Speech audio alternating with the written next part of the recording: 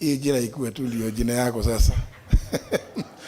My good brother and friend Eugene Wamalwa, members of parliament here present, because I have seen a number here,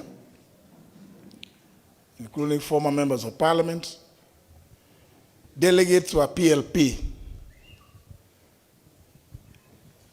Nataka kuanza na jambo fupi sana, kwamba sisi kama United Opposition are happy to be here with you to prove to the country, because we've been seeing a number of doubting Thomases making claims about the place of the United Opposition. Our presence here is testament that we are here for the long haul.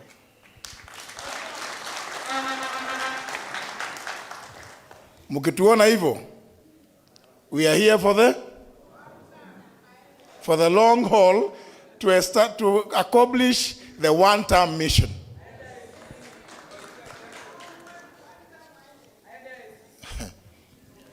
Na mimi kama vile the SG Asha amesema hapo awali, the United Opposition gave us some responsibility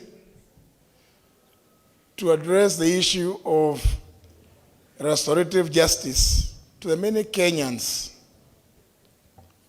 who have suffered under the hands of William Ruto.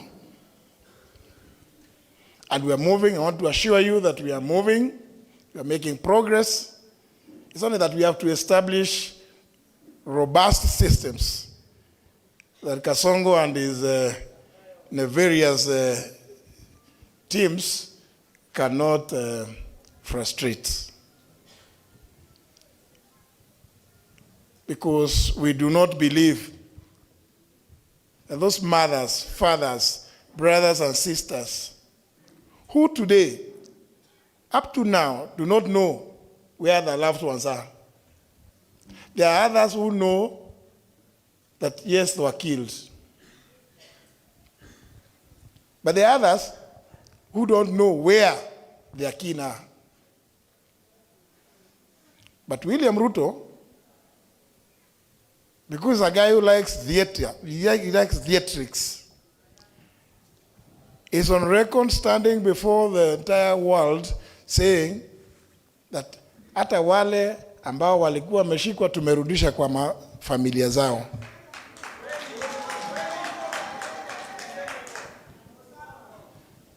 Tukamuuliza, kama umewarudisha unajua pahali walikuwa, kwa hivyo unajua ni nani alikuwa amewashika. Na wale ambao wameua, wewe unataka tu kwa sababu hii one term, I've always continued to add, Ruto, you must answer for these crimes. It cannot be business as usual. We must make it absolutely clear to anybody and every Kenyan, no matter what station of life you may be, no matter what office you hold, that you cannot take away human life and fail to account. You must be held accountable. Na ndio tumesema, na watu wanaona kama mzaha, and I like what my good sister mother said, we must restore the rule of law.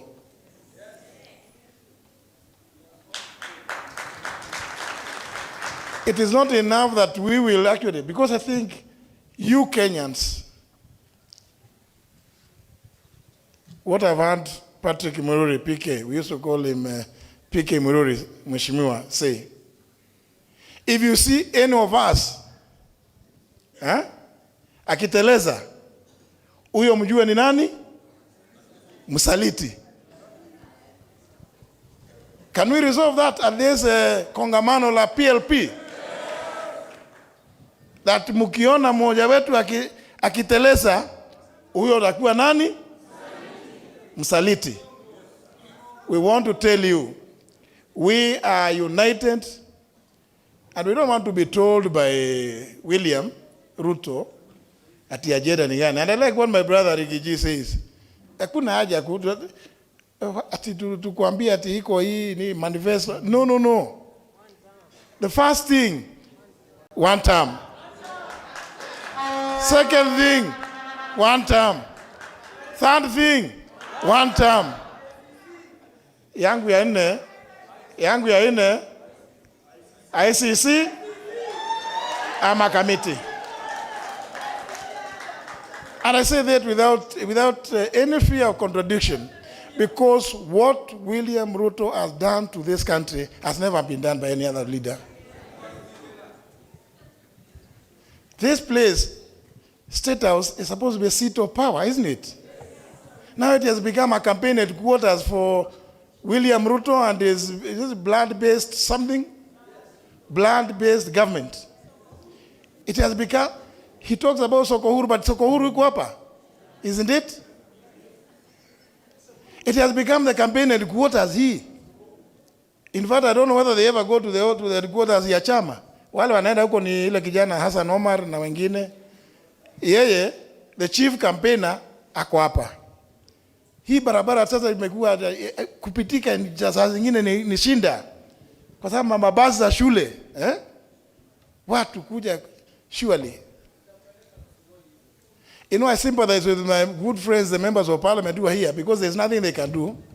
Budget zile walipitisha, hakuna pahali imeandikwa empowerment. Na nimekuwa nikitema, na let me repeat it here. Thank you, Mother, for inviting us. Let me say it here.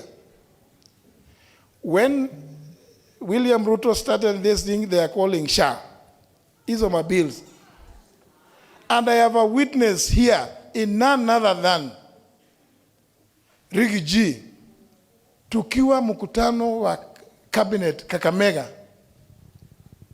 Wakati niletewa hizo mabill nikauliza mimi how do you allow me out there? AG weka sahihi ati tupitishe kabisa hiki kitu gani? Nikasema pana, it's not possible. It's never done that way. But you know, when you refuse to do something with the Ruto, and it's for good reason, you become incompetent in the eyes of William Ruto. But recently, this year, wale ambao waliangalia wakati kulikuwa na interviews for selecting or electing the IBC commissioners, I felt actually, one of the mornings I felt so vindicated. Because I was saying, I don't want to put my friend Rigiji as the only one to say he's aware that I refused. But somebody came up and owned up, alipoulizwa apeane umaarufu wake, experience, umefanya nini na nini na nini. Somebody, one lady, a lawyer, alisema, mimi nimefanya hii, hata hizi bill zote za kutengeneza hii inaitwa universal health coverage bring us to what we are calling SHA, SHIF, ni mimi nilifanya. This is a lady who admitted actually. So, but you know,